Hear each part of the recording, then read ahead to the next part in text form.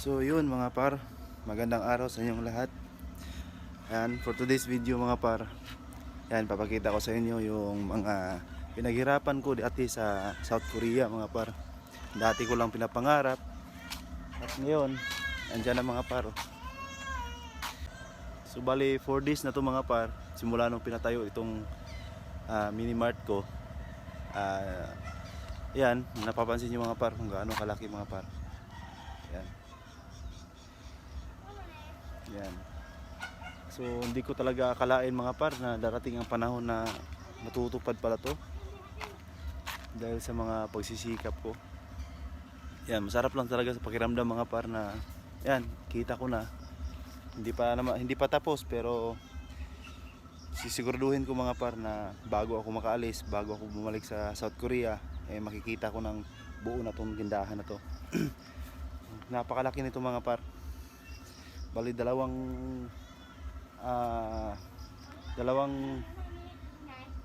kwarto to mga par. Parang dito school supply, dito naman guys yung mga daily needs, no.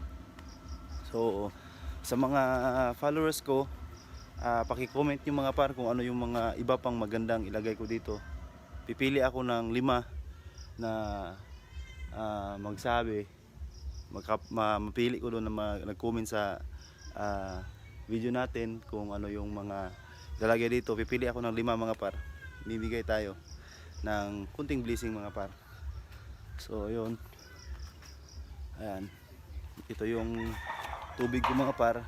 Dati pag naliligo kami, tatakbo pa kami doon sa kapitbahay, mag-iigib, doon na rin kami maliligo. Pero ngayon mga par, ayan, 3 tangke yan. Nagbibenta na rin kami ng tubig kasi may supply ng tubig dito mga par, pero mahina. Tapos minsan wala, minsan meron. So di ko alam kung anong nangyari sa tubig nila. Pero dito sa amin mga par, dahil nagpagawa ako ng deep well, tuloy-tuloy yung tubig mga par. So ayan. So yan yung tindahan ko mga par, oh. Ayan.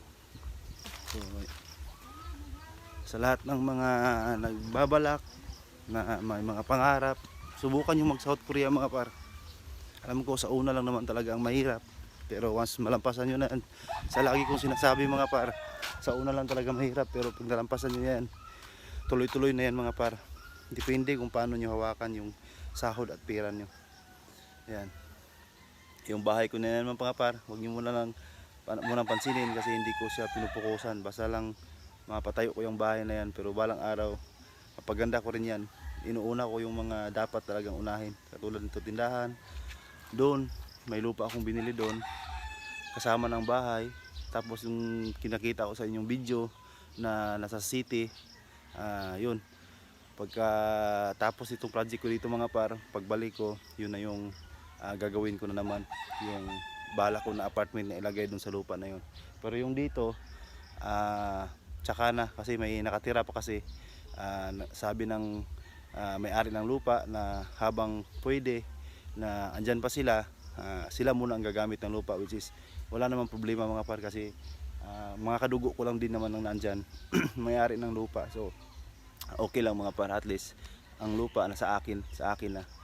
So sa ngayon mga par, ito lang muna yung pupukusan ko. Matapos to, siyempre babalik pa ako ng South Korea, mag-iipon ulit. So yun, masarap talaga sa pakiramdam mga par, no, na dahan-dahan natutupad ko yung mga pangarap ko dahil sa South Korea. So siguro may ibang mga oportunidad sa ibang bansa, pero para sa akin mas maganda pa rin ang South Korea mga par. So sa mga nanonood sa video ko, sana na-inspire ko kayo. Sana pag-isipan nyo kung ano yung kalagayan nyo ngayon. Kung kaya ninyong mag-abroad, piliin nyo ang South Korea. Sa mga magtatanong, message nyo lang ako, sasagutin ko yan, no? Yun. So sa mga nanonood, followers ko, at sa mga bago pang followers ko, paki-comment na lang din kung ano yung mga pwede ko pang ilagay dito, at pipili ako ng 5 na bibigyan natin ng kunting blessing, no? Yan. So dito lang mga par. God bless.